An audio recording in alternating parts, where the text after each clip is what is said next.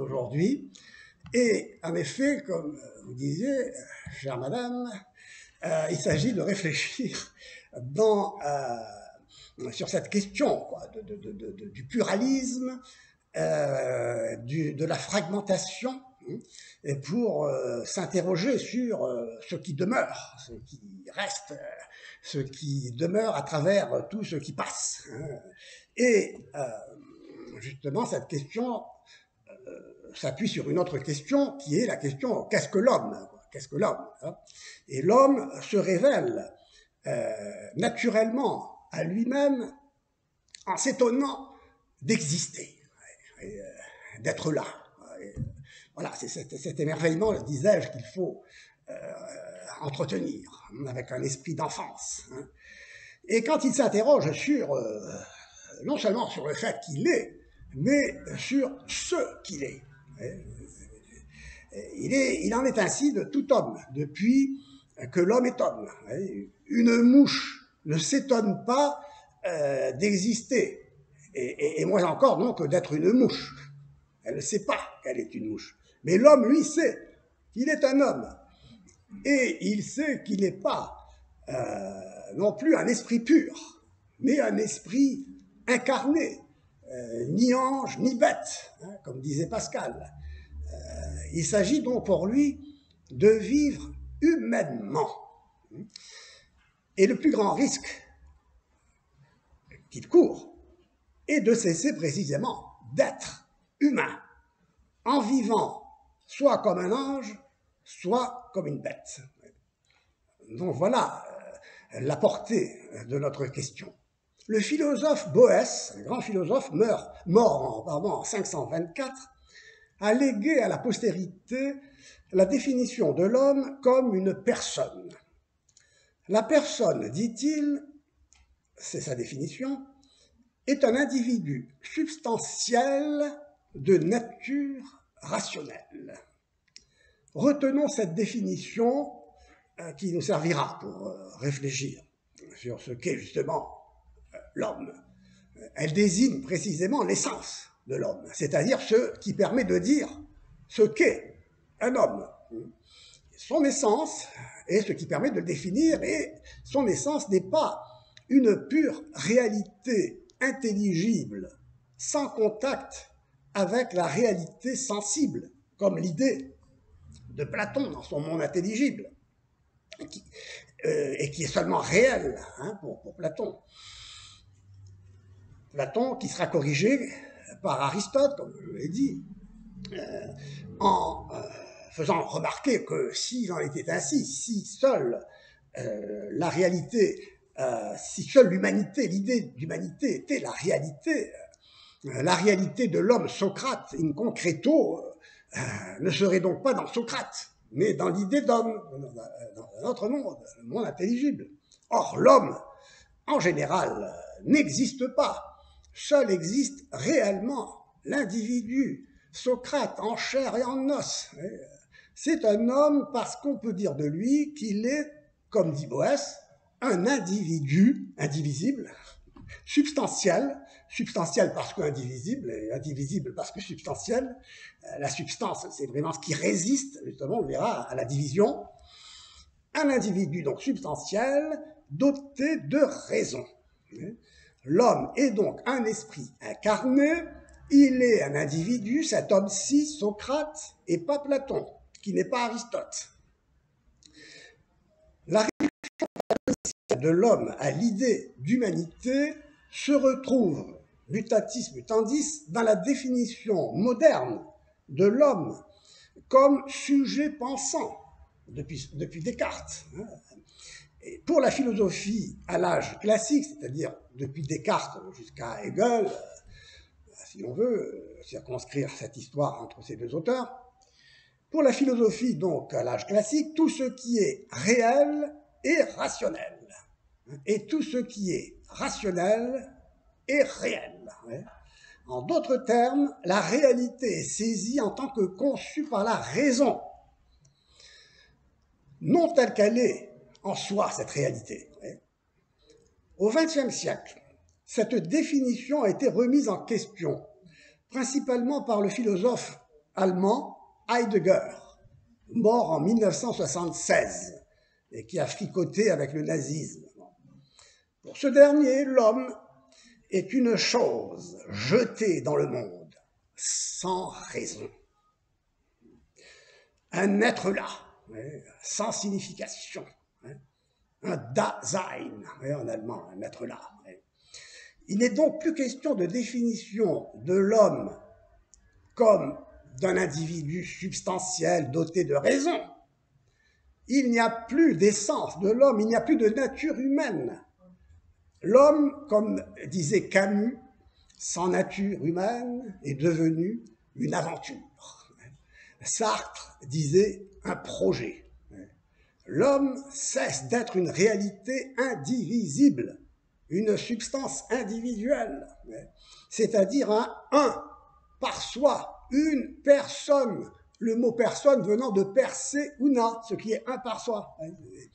Et il n'y a donc plus personne, ni rien à comprendre, rien de stable, tout se divise sans fin, puisqu'il n'y a plus de nature, de substance pour retenir justement le processus de division. Rien, la division ne se heurte à rien qui résiste à la division. Ce qu'on appelle l'homme, et vous voyez, donc ce qu'on appelle l'homme, le mot homme lui-même perd sa justification. Ce qu'on appelle l'homme existe. En donnant à ce verbe exister son sens étymologique de existere, de se situer en dehors d'eux, sortir d'eux. L'homme existe soumis aux vicissitudes de la vie, du changement. Il est arraché à soi, disponible donc et manipulable à loisir, et ramené finalement à un jeu de construction, et on dirait aujourd'hui de déconstruction, on y reviendra. Il est réduit à une idée à inventer, un projet. C'est devenu donc vraiment une aventure, comme disait Camus. L'être humain est réduit donc à l'idée qu'on s'en fait. Il a cessé d'être substantiel, rationnel et individuel. Le rejet de la définition de l'homme comme une substance individuelle de nature rationnelle est lié au rationalisme moderne qui repose sur un préjugé concernant la nature de la raison elle-même. C'est ça ce qui est intéressant. La raison a été restreinte à un usage exclusivement scientifique. Descartes a été inspiré par Galilée, qui a mathématisé la physique et pensé, comme ce dernier, que la nature, donc la physis, la physique mathématique, donc, la nature, grâce à la physique mathématique, est écrite dans le langage des mathématiques. Tout ce qui est réel, donc, est désormais rationnel au sens de mesurable, de sorte qu'il n'y a plus de place pour une réalité qui échapperait à la ratio, à la raison telle qu'elle est ici comprise, le mot ratio signifiant calcul. Ici, vous voyez, la raison est réduite à son sens calculateur, de telle sorte qu'elle n'a plus un rôle, je dirais, je préciserai, intellectuel. La raison fait place, il n'y a plus de place, grâce à cette raison calculatrice, pour une réalité qui aurait ces raisons, dirais-je, comme Pascal, que la raison scientifique ne connaît pas. C'est pas le cœur, c'est la raison. C'est-à-dire que la raison scientifique doit être distinguée d'une raison spéculative. On le verra. La raison scientifique, donc, c'est la raison calculatrice, qui réduit tout au mesurable. En ce sens, le rejet par le philosophe Heidegger, cité tout à l'heure, le rejet qu'il fait de la raison est un rejet de la raison calculatrice. Et en ce sens, cela se justifie. Mais il fallait prendre garde de ne pas jeter le bébé avec l'eau du bain, car la raison ne se réduit pas au seul usage scientifique. Elle ne se ramène pas au calcul, à la mesure, à diviser, multiplier.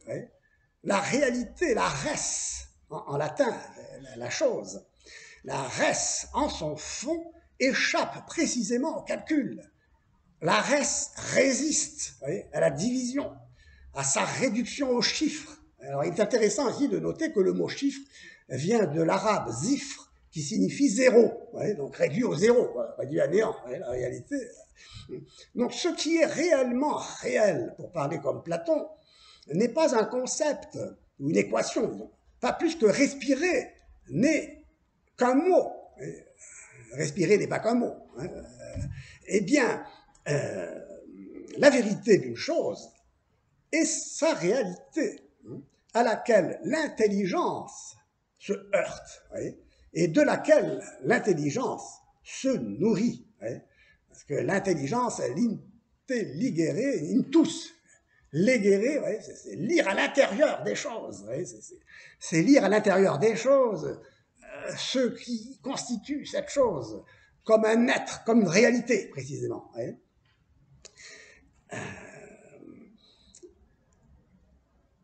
D'où la définition qui a prévalu de la vérité comme l'accord de l'intelligence avec la chose.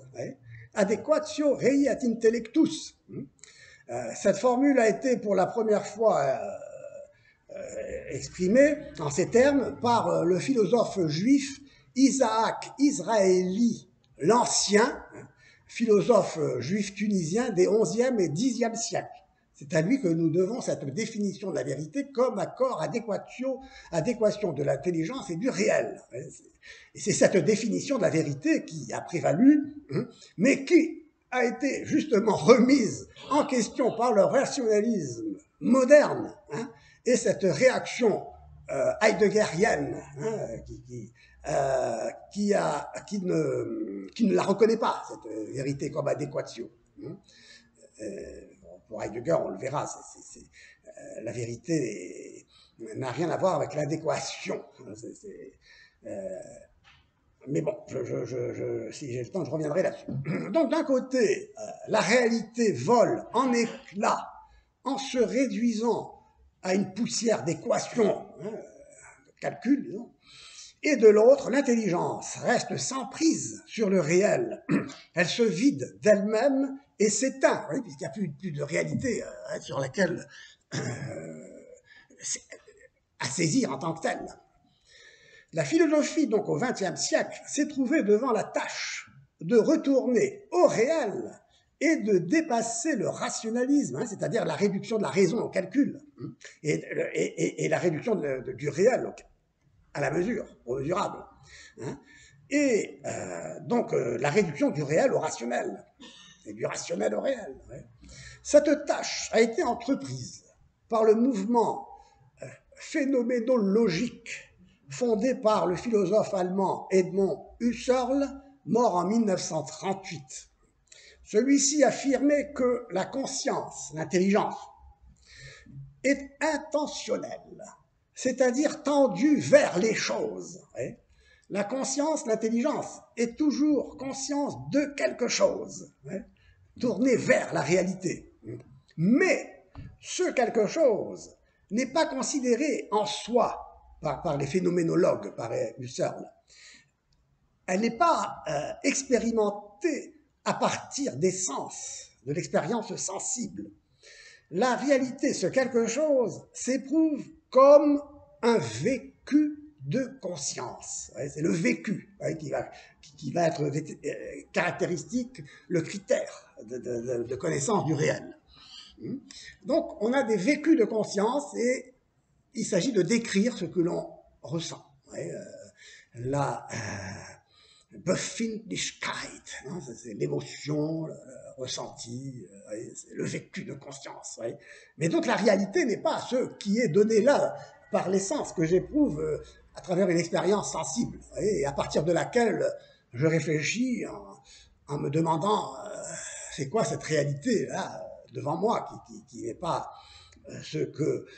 qui n'est pas un vécu de conscience, mais qui est perçu, n'est-ce pas, comme réalité indépendamment de la conscience. Eh bien, c'est justement ce que le philosophe Heidegger, disciple de Husserl, qu'on vient de citer, va faire en renonçant à la conscience intentionnelle, à l'intelligence, si vous voulez, à la raison en général, pour ne considérer que ce qui se présente indépendamment de la conscience à laquelle elle se présenterait.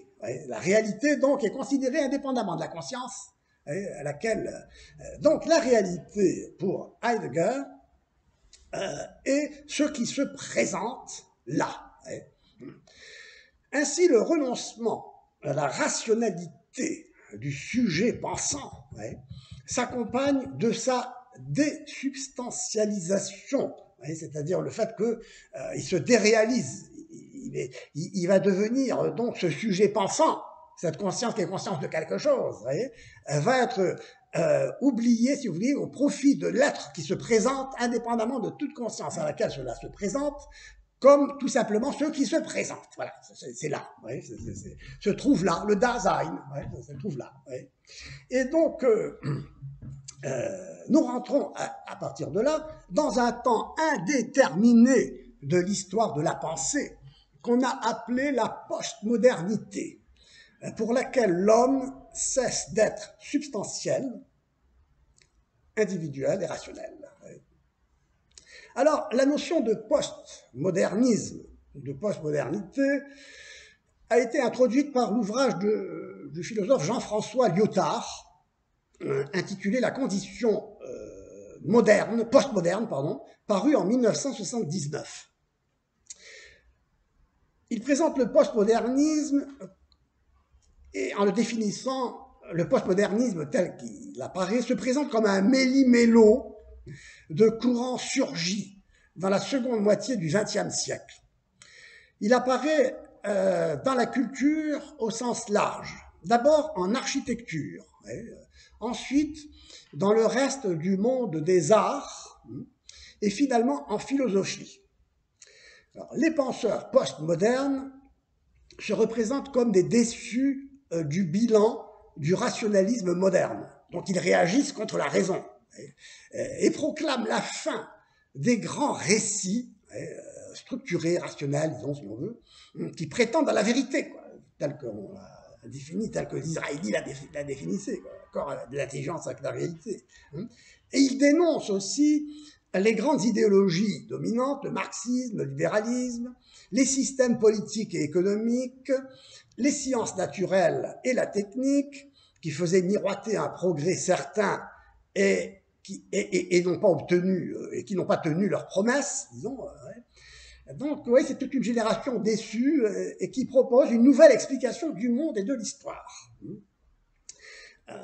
Mais le monde meilleur et pacifique qu'il projette de réaliser se révèle être une course en avant qui ne fera qu'accentuer le non-sens de la vie, en dehors de la raison, en dehors de toute intelligibilité, et précipiter la destruction de la civilisation dont témoignent les bouleversements majeurs que connaît la société aujourd'hui.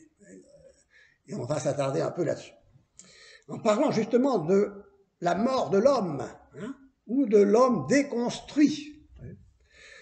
Parmi les penseurs modernes les plus représentatifs et dominants, il faut le dire aujourd'hui, il faut mentionner deux figures de proue, enfin je mentionnerai que ces deux figures, l'italien Gianni Vattimo, né en 1936, et le français Michel Foucault, mort en 1984. Le premier, Vattimo, fait sienne la célèbre formule de Nietzsche « Il n'y a pas de faits, mais seulement des interprétations ». Et il affirme que chacun interprète les faits selon sa position dans l'histoire, dans la culture, dans la société. Un peu comme la théorie de la relativité d'Einstein dépend, selon laquelle le temps dépend de la position de l'observateur. Tout est interprétation. Chaque interprétation serait donc relative. Et en tant que telle, aucune opinion ne vaudrait plus qu'une autre. C'est donc l'essence de ce que Vattimo appelle la pensée faible. Une pensée faible, vous voyez, la raison qui est mise un peu entre parenthèses, tout ce qui relève de l'intelligence et est soumis au primat du vécu. Et d'ailleurs, comme disait Gramsci, et dans le prolongement d'options intellectuelles qui remontent à plus loin, au Moyen-Âge même, au XIVe, XVe siècle, qui affirme le primat de la volonté, et qui parle donc du pessimisme de l'intelligence et de l'optimisme de la volonté, cette énergie, de cette force créatrice. Donc la pensée faible se présente pour Vatimo, dans le contexte décrit de déception générale, se présente comme le garant de la paix et de l'entente sociale, mais au prix d'un renoncement à raisonner ou à penser. Le vécu va l'emporter. Il affirme aussi qu'il ne faut pas craindre d'aller jusqu'aux ultimes conséquences de la pensée de Nietzsche en rejetant tout absolu, puisque tout est interprétation, toute opinion est relative. Si Nietzsche a proclamé donc la mort de Dieu, il faut accepter que Dieu n'ait plus de place ni en philosophie, ni dans la vie publique, car Dieu, c'est l'absolu. Or, il n'y a rien d'absolu. Tout est relatif, tout est faible. Il n'y a donc aucun fondement ultime de la réalité. Nous pouvons tranquillement oublier l'être, ce qui résiste à la division et ce qui résiste à la fragmentation, à la destruction. Il s'agit donc d'oublier l'être, ce qui est justement est enterré sans nostalgie. Il n'est plus question de réfléchir sur ce qui est en tant qu'il est, sur s'émerveiller sur l'être, sur la réalité, et faire en un mot de la métaphysique. Il n'y a plus lieu de s'émerveiller d'être, et d'être ce que nous sommes. L'éloignement par rapport à ce que nous disions au début.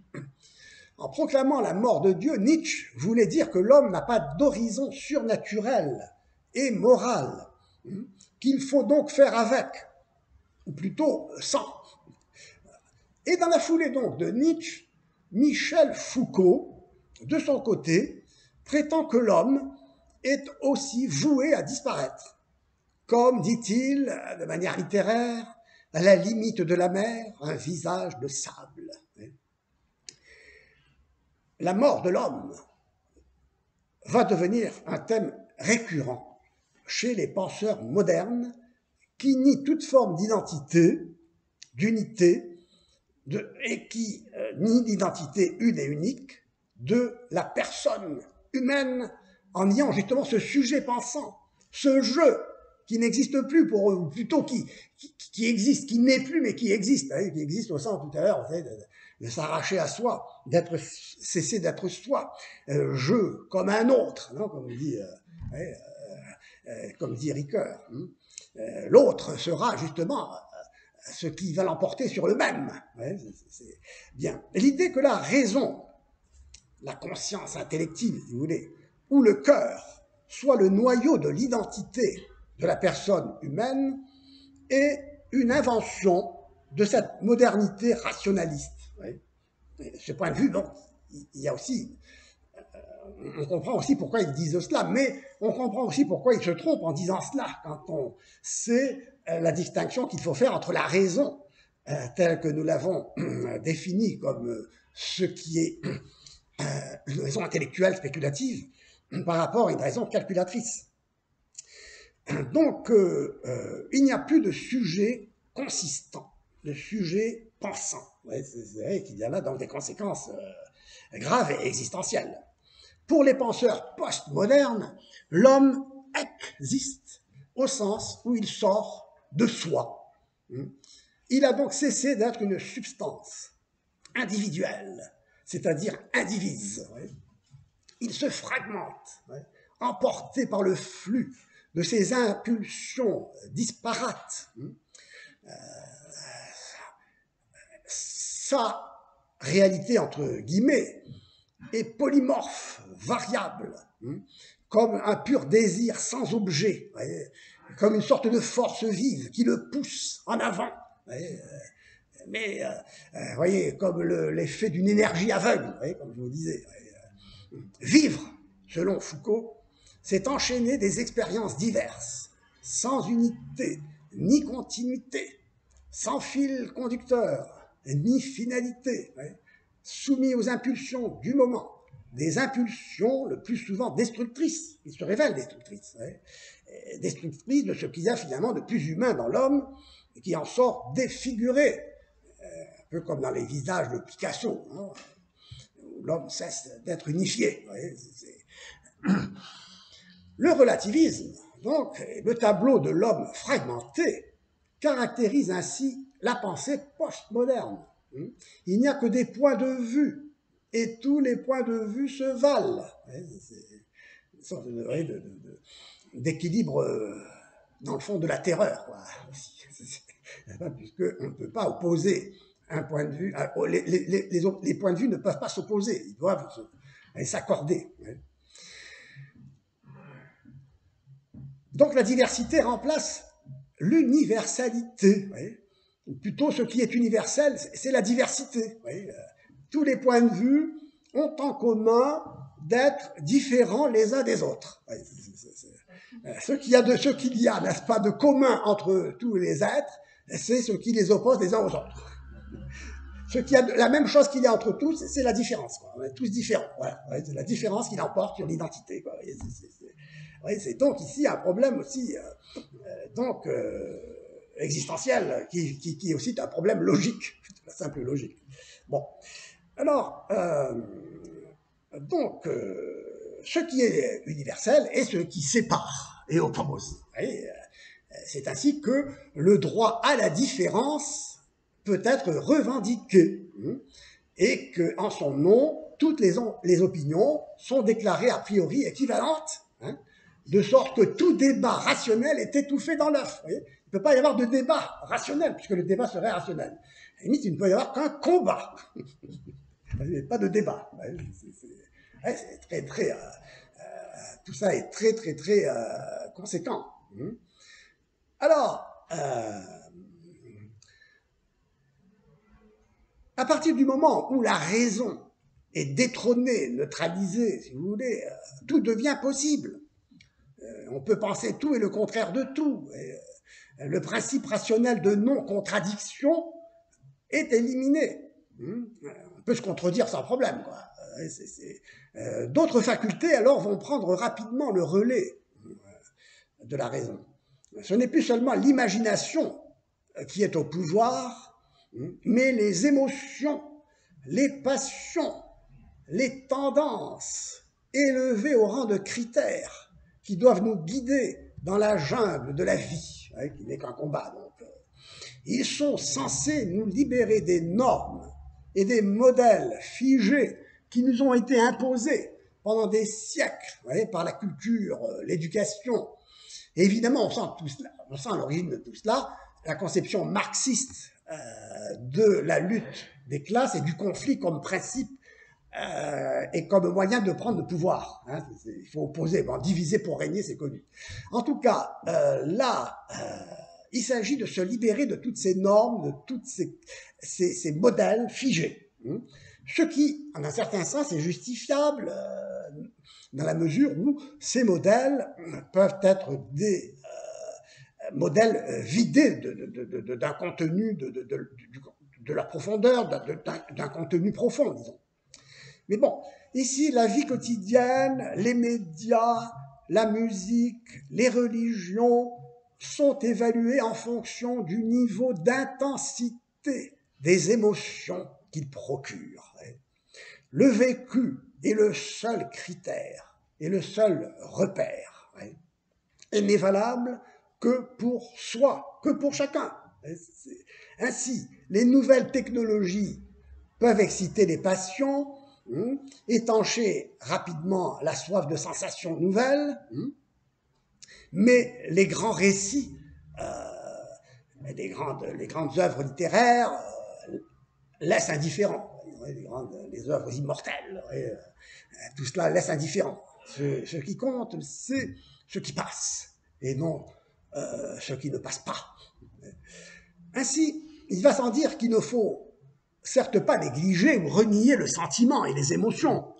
Il s'agit d'en faire un usage raisonnable, rationnel selon la définition de l'homme, qui est un être rationnel, afin de préserver justement son équilibre en cultivant le sens de la modération, de la maîtrise de soi, du bon sens finalement. Mais si la raison est neutralisée, il n'importe plus de savoir ce qu'on ressent. L'indifférence, la superficialité finissent par l'emporter. Dans les conversations vides de contenu, les interlocuteurs, je parle surtout des interlocuteurs, n'est-ce pas, radiophoniques, je dois dire, médiatiques, affichent leur indifférence ou plongent le dialogue dans un flou artistique, ou d'un bavardage inconsistant et stérile. Ceux qui s'expriment s'épanchent sans honte sur les ondes, recours à des clichés creux, à des propos insignifiants, indiscrets, parfois vulgaires, aucune consistance, tout ça. Alors les grandes questions de la vie sont rarement abordées dans un dialogue profond, impartial, sérieux. Et la porte est ouverte à toutes les impostures intellectuelles. Et c'est ainsi que la barbarie s'installe au cœur de la civilisation, comme disait le regretté Jean-François Mattei, qui a écrit une très belle chose que je vous conseille de lire, et dont on parlera d'ailleurs.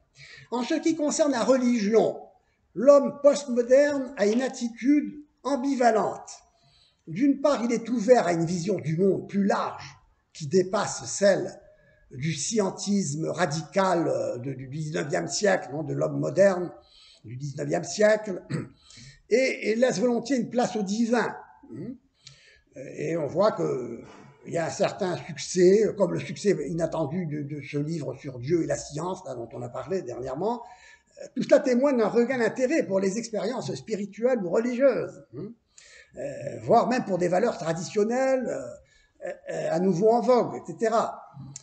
Et on peut même parler d'un certain renouveau de la sensibilité religieuse, mais teinté de sentimentalisme et d'irrationalité. Vous voyez, de ce côté, donc, un intérêt pour le religieux, mais un peu dans une certaine confusion. D'autre part, la religion n'échappe pas au processus de relativisme, une soif d'absolu d'un côté, quoi, et d'autre part, le danger d'un relativisme, au point que l'homme postmoderne en est venu à considérer la religion comme un simple phénomène culturel, voire esthétique. Et de son côté, le croyant lui-même est tenté d'admettre trop facilement que son credo ou ses rites soient relativisés et finalement vidés de leur contenu absolu au profit finalement d'une mystique confuse de type nihiliste d'ailleurs. Bon, il y aurait beaucoup à dire là-dessus, et peut-être que nous ferons un jour aussi une conférence sur cette tentation nihiliste et sur le sens du mystique aussi qui va dans ce sens. Donc les auteurs postmodernes s'expriment le plus souvent en faisant prévaloir la forme sur le contenu, en accord avec leur opposition à toute forme de rationalité. Ils sont conséquents et sont donc plus axés sur les aspects esthétiques, existentiels, émotionnels. Les arguments rationnels sont tournés en dérision au profit de l'ironie, du rire, de l'extravagance, qui se réserve les beaux rôles. Et à partir du moment, en effet, où l'homme renonce à la raison, tout est permis, disait. Mais la liberté glisse doucement vers le libertinage. Ainsi, pour Sartre, l'homme est liberté, au sens où aucune essence ne le détermine. L'homme n'est plus cette personne substantielle, individuelle, rationnelle. Donc, il n'y a pas d'essence. Sans essence qui le définisse, l'homme ne s'affirme plus comme une substance indivise, intelligible, dotée de raison. Et il peut par conséquent décider librement de se concevoir comme un projet à réaliser, indépendamment des lois contraignantes d'une nature humaine, qui distingue le bien et le mal, et dans lesquels distinction qui est inscrite dans une nature humaine, qui serait inscrite dans une nature humaine dont il n'est plus question. La liberté se présente donc comme une marche, un accomplissement, une marche qui est un accomplissement, un chemin qui est un but, un progrès qui est une fin. L'homme libre et autodétermination de soi, par soi. Sa liberté commence ou finit celle des autres. Et pour Sartre, nous savons, l'enfer, c'est les autres. Alors, le philosophe Emmanuel Lévinas, mort en 1995, s'oppose à cette pensée. Le moi, selon lui, n'est un je que par rapport à un tu, qui sont interdépendants. Donc là, on est loin de l'enfer, c'est les autres. Je ne suis que par l'autre et dans l'autre, de sorte que le moi doit s'ouvrir à l'autre en sortant de soi, en se rendant responsable pour autrui et aller jusqu'à se faire otage de l'autre. Mais ici, on le voit, Lévinas va trop loin en faisant de l'homme une réalité relationnelle, bipolaire, qui n'existe que dans l'autre et par l'autre, où le moi est comme un autre. Je citais tout à l'heure le livre de Ricoeur, titre de Ricoeur, je comme un autre, perte d'identité, désubstantialisation au profit de la relation. L'homme n'est que relation, il n'est plus substance. L'homme cesse d'être une substance en soi, indivisible et incommunicable. Il n'existe qu'en relation, qu'en miroir, qu'en se voyant dans l'autre. Et sa liberté consiste ici en se vider de lui-même, à être finalement sans essence, comme l'homme sartrien. Donc rejoint sur ce point Sartre. Il ne s'en distingue que parce que l'homme n'est plus, comme pour Sartre, autodétermination de soi par soi, comme pure liberté, mais pour Lévinas, il est consentement à l'autre, dans le renoncement à soi. Si on peut donc s'interroger sur la nature de ce consentement qui finit par la plus totale soumission, et surtout par un jeu relationnel qui, d'un pôle à l'autre, impose l'autre au prix d'une remise en cause de l'identité de soi. On retrouve un peu Héraclite ici, un peu d'Héraclite. Je par rapport à un tu s'achève inéluctablement dans un combat de l'un avec l'autre. Notez, ce n'est pas l'un contre l'autre. Un combat, d'ailleurs le verbe combattre signifie se battre avec. Donc les contraires, selon Héraclite, comme on l'a vu tout à l'heure, sont des contraires qui luttent l'un avec l'autre. Car pas de contraire sans son contraire, pas de chaud sans le froid qu'il doit nier. Donc le jeu par rapport à un tu, n'est-ce pas, s'achève dans ce combat qui est un renoncement mutuel. Ôte-toi de là que je m'y mette. Telle est la loi du polémos, de la guerre, qui pour Héraclite est le père de toute chose. Tout se réduit donc à un rapport de force, à une lutte des contraires, étant entendu que la loi du plus fort sera toujours la meilleure. Et évidemment, quand la loi du plus fort est une loi au-delà du bien et qui s'impose au-delà du bien et du mal, il n'y a plus ici de consentement à la vérité de l'autre, si on veut.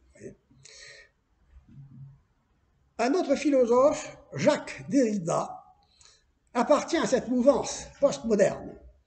Et il est associé, son nom est associé à celui de déconstruction, qui va inspirer le wokisme dont on parle tant aujourd'hui, et qui d'ailleurs, dans le fond, si vous voulez savoir ce que c'est, qu'une somme délirante de toutes les sottises de l'homme qui a perdu la raison et dont l'homme est capable sans la raison. Ouais, c'est la logique. Enfin, on en reparlera. Donc, les principes, alors vous savez, c'est à la mode. Ce qui est à la mode cesse de l'être très vite. Les principes donc, qui président à ce mouvement sont conformes justement à cette pensée postmoderne, déconstructrice. Il s'agit d'un scepticisme radical quant à la possibilité d'accéder à une vérité objective. Ouais, c'est plus de vérité. Et puis, de la croyance ensuite que la société est exclusivement organisée autour de rapports de domination et d'oppression. C'est-à-dire le danger qu'il y a dans cette... Et la logique qu'il y a dans tout ce que nous avons dit autour de ce combat, de ce conflit, de cette énergie destructrice qui est à l'œuvre dans un monde qui se défait, et qui se fait en se défaisant, et qui se défait en se faisant, comme dirait Sartre. Donc Derrida reprend l'idée de Lévinas d'un jeu qui doit se nier, se déconstruire, pour se retrouver dans le tu. Et il en fait une application linguistique à la lumière du structuralisme, et en particulier de la théorie du langage de Ferdinand de Saussure, qui est un grand théoricien du langage, philosophie du langage.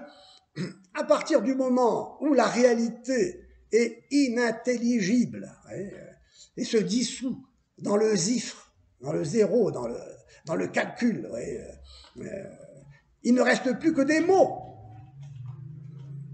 Et des mots qui renvoient aux mots et non aux choses, dont ils sont les substituts. Les mots sont les substituts des choses. Le langage, donc, en tant que système de signes, permettra de penser que conduira à identifier la pensée, ou l'acte de penser, à traduire un système de signes en un autre système de signes, à déconstruire un système pour en reconstruire un autre. Donc tout est langage, tout est mot. Il n'y a rien à dire. On se contentera de le dire. C'est le ridicule, en fond, d'une situation où l'homme nie le réel. La division l'a emporté sur la résistance, de la res.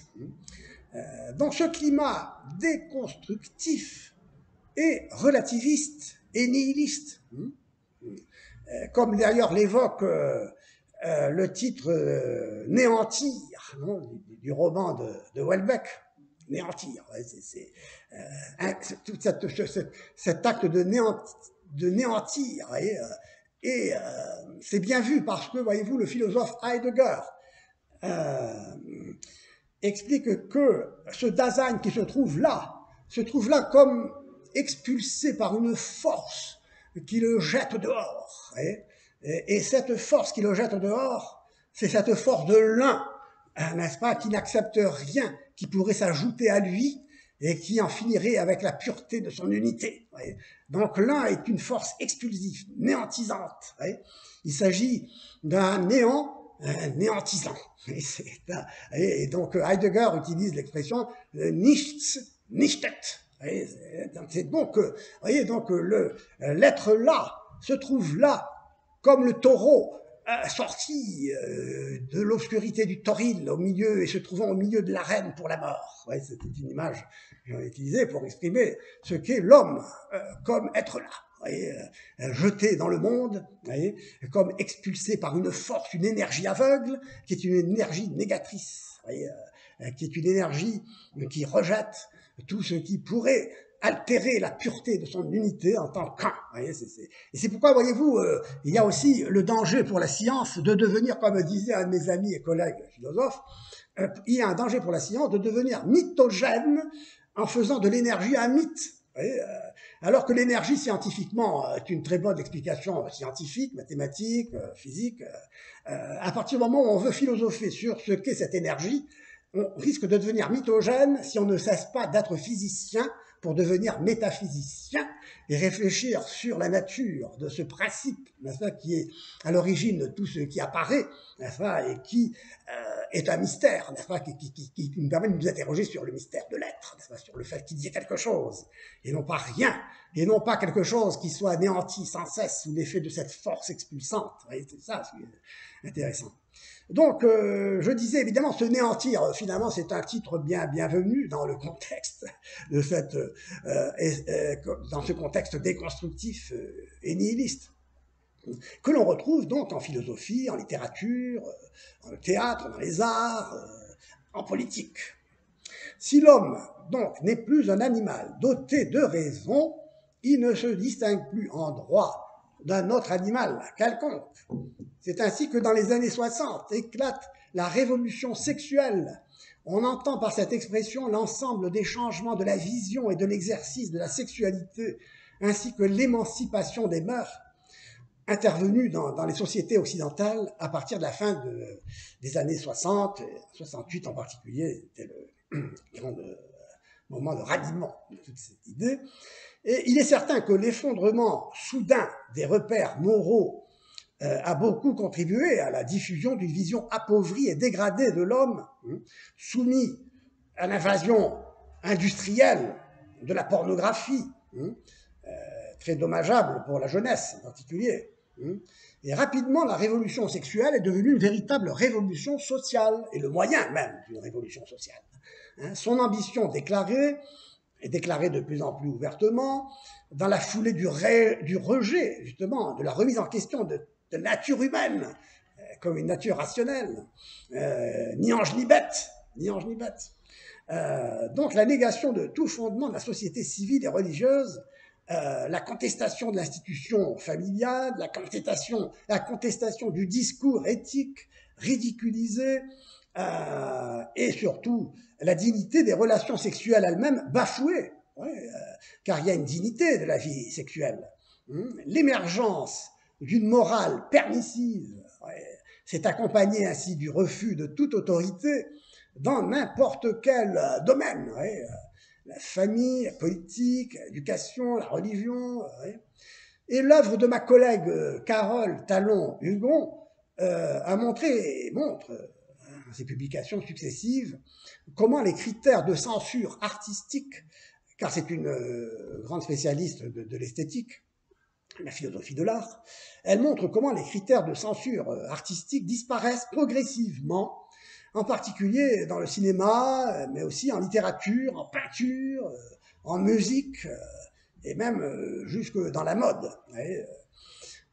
Donc, l'industrie, je l'ai dit, l'industrie pornographique s'étend dans le monde du spectacle, dans la presse, sur Internet, au nom de la libération du fardeau. Et c'est ça ce qui est pénible comme conséquence. C'est au nom du fardeau imposé par la nature humaine, dont il faut, dans laquelle est inscrite une loi qui est la loi morale, naturelle, si vous voulez. Donc, la libération sexuelle va très vite se révéler, malheureusement, comme un asservissement aux passions les plus viles et surtout à la commercialisation de ces passions. Et donc, l'homme, finalement, ni ange ni bête, se révoltera, la révolte, n'est-ce pas, et, comme disait Camus, le seul cri qui permettra à l'homme, n'est-ce pas, d'exiger le respect de son humanité. Donc l'homme n'est ni ange ni bête, il est une unité d'âme et de corps, une substance indivise, non une conjonction de corps et d'esprit et de deux substances. Parce que pour Descartes, par exemple, l'homme est composé de deux substances. C'est ce qui est d'ailleurs son erreur, je dirais, philosophique par excellence. C'est-à-dire, il y a la pensée d'un côté, l'étendue de l'autre, l'esprit, l'âme et le corps, chacun ayant sa propre spécificité, ce qui est un dualisme qui compromet l'unité de la substance humaine, indivise, qui va compromettre même, terrer même le sens profond de l'amour humain, en dissociant son caractère spirituel et matériel, le don inconditionnel et charnel, réciproque et unitif, qui constitue l'amour humain. C'est comme disait saint Augustin, on est, l'homme est spirituel jusque dans la chair, et charnel jusque dans l'esprit. Et il doit donc faire jouer le curseur, pour qu'il y ait un équilibre entre les deux. L'homme est vraiment lui-même quand le corps et l'âme se trouvent intimement unis. Et ce n'est pas seulement l'esprit, c'est tout l'homme, le corps et l'âme, la personne, comme créature unifiée, qui aime, qui pense. Donc, en l'absence de cette unité, la valeur de la personne se perd, se décompose, se fragmente et tombe donc dans le grave danger de réduire son corps, ou le corps en général, à son seul usage, à le considérer comme une valeur marchande, au détriment des femmes, plus souvent assujetties aux passions des hommes. Il faut le dire, quoi. Et d'ailleurs, en ce sens, la réaction féministe contre toute forme d'abus trouve ici sa justification et son point de départ. Mais, et c'est le problème, à partir de la moitié du XXe siècle, une partie des féministes qui jusqu'alors avaient concentré ses revendications sur des droits juridiques et sociaux, dans le respect mutuel de l'homme et de la femme, a pris un tour préjudiciable et a perdu sa légitimité en commençant à exiger la suppression du clivage homme-femme, à rejeter la maternité, le mariage, la famille, voyez, avec pour grande prophétesse, voyez, à l'époque, la grande prophétesse était Simone de Beauvoir, voyez, et son livre, c'était son cri de ralliement, Le deuxième sexe, publié en 1949. Donc, qui mettait justement, qui exaltait ce féminisme finalement, qui se révèle être dommageable pour la femme elle-même. Enfin bref, tout ça est je ne peux pas développer cet aspect des choses ici, mais pour montrer comment l'oubli de la définition de l'homme comme une personne, qui est une substance indivise, individuelle et rationnelle, une unité qui permet de vivre en équilibre et en harmonie avec soi-même et avec les autres, constitue donc un grave danger pour l'homme, la perte du sens de l'humain. Alors, voyez-vous, j'aurais pu vous parler, mais je ne veux pas abuser, parce que maintenant il faut terminer et conclure. J'aurais pu parler, mais je l'ai fait ailleurs, et vous pourrez le consulter. Je pourrais parler de la théorie du genre, qui est à la mode, et je pourrais parler, n'est-ce pas, du droit des animaux, du transhumanisme,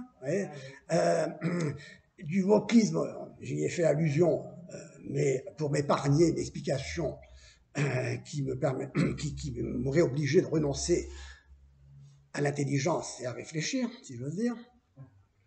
Et donc, il s'agit donc ici, pour conclure, de dire ceci. Après la perte la déconstruction de la nature humaine, devenue une aventure, après la déconstruction de la différence sexuelle, binaire, homme-femme, l'offensive postmoderne vise une autre différence, qui était la différence entre les hommes et les animaux. Vous savez qu'aujourd'hui, il y a toute une philosophie là-dessus que je ne développerai pas, mais que je mentionne. Alors, pour conclure, la société dans laquelle nous vivons, ce n'est pas un secret, connaît des bouleversements majeurs, et la principale raison en est finalement la perte d'unité. En proie à la division, la société se transforme, comme disait un de mes amis, en désert, et les individus en grains de sable. Mais un grain de sable est encore une unité, et les contradictions insolubles qui divisent la société finissent par toucher les individus eux-mêmes, qui cessent d'être indivisibles. C'est une sorte de schizophrénie, de perte d'identité. atteint par la division. L'individu cesse d'être indivisible. Il perd son identité, son visage s'efface, pour parler comme Foucault. Il ne se reconnaît plus comme une substance individuelle, comme un être rationnel, capable de réfléchir par lui-même, et non au passage par journaliste interposé. Le journalisme ne pense pas. Le problème, c'est pas les journalistes, à la limite, c'est le journalisme en soi. Il faudrait retrouver la véritable essence du journalisme, c'est pas par une bonne pratique du journalisme qui doit se contenter d'informer et non pas de penser à la place des autres. D'ailleurs, un journaliste n'est pas un penseur. D'ailleurs, on voit ce que ça donne quand il se met à réfléchir. Enfin bon, être méchant. Bon, donc, il faut être capable de réfléchir, n'est-ce pas, par soi-même, de résister à la division, d'être une personne. Or, affaibli, sans résistance, l'homme fragmenté, dépersonnalisé, finit par être emporté par le vide, qui l'arrache à lui-même, qui l'expose au nihilisme. C'est ça le danger. Eh bien, face à cette pression nihiliste, il est urgent de retrouver le véritable visage de l'homme en revenant à un usage intelligent de l'intelligence, j'allais dire, et en nourrissant la vie intellectuelle d'une authentique culture qui est quand même représentée par un héritage, par le patrimoine de l'humanité, les grandes œuvres, il faut connaître. L'intelligence ne se réduit pas à la rationalité calculatrice. L'homme est quelque chose de plus qu'un animal à perfectionner avec la technique, là, comme le transhumanisme nous laisse scintiller un peu cette espérance de l'immortalité matérielle. Mais l'homme n'est pas un assemblage organisé d'atomes et de cellules. Bon usage donc de l'intelligence conduit à une sagesse, consiste en une sagesse, qui révèle à l'homme ce que Jean-François Mattei, à nouveau, appelait le fond de l'âme. Le fond de l'âme qui ne se laisse pas dissoudre dans le calcul, dans le chiffre.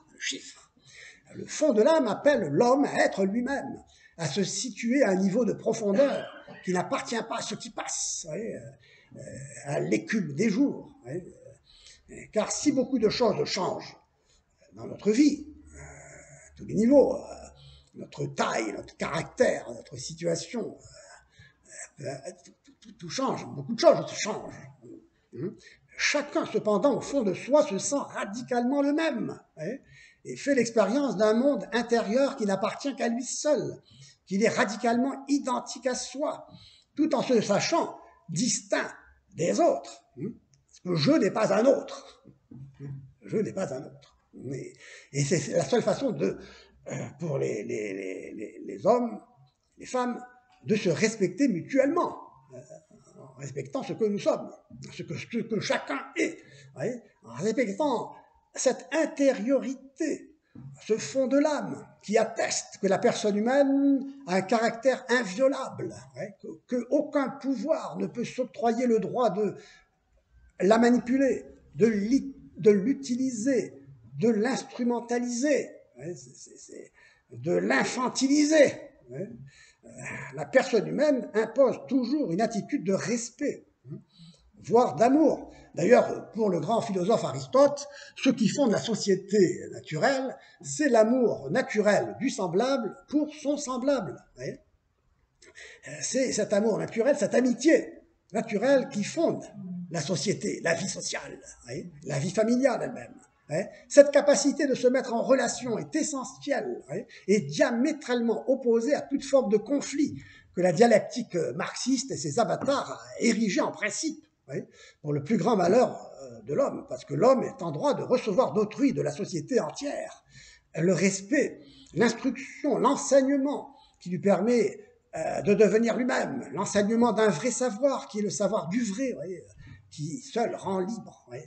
Alors seulement sera respecté ce fond de l'âme, cette part de nous-mêmes, universelle et constante, qui est de tous les temps et de toutes les époques, et qu'aucun pouvoir manipulateur ne peut réduire au silence et au néant. Il dressera toujours face aux forces de dissolution à l'œuvre dans le monde, ce cri de révolte camusien. Lui seul peut faire échec à la division et résister à la fragmentation. De lui seul, de ce fond de l'âme, peut s'élever ce cri de révolte qui dit non aux négateurs de la vie heureuse et proprement humaine à laquelle tout homme aspire, comme le rappelait déjà Aristote lui-même. Je vous remercie de votre attention.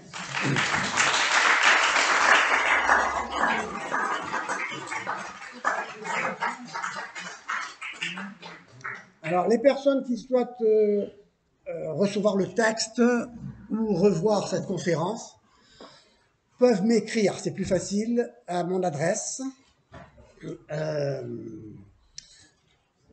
hpasqua@universitédenice.fr. Et comme ça, je vous enverrai le...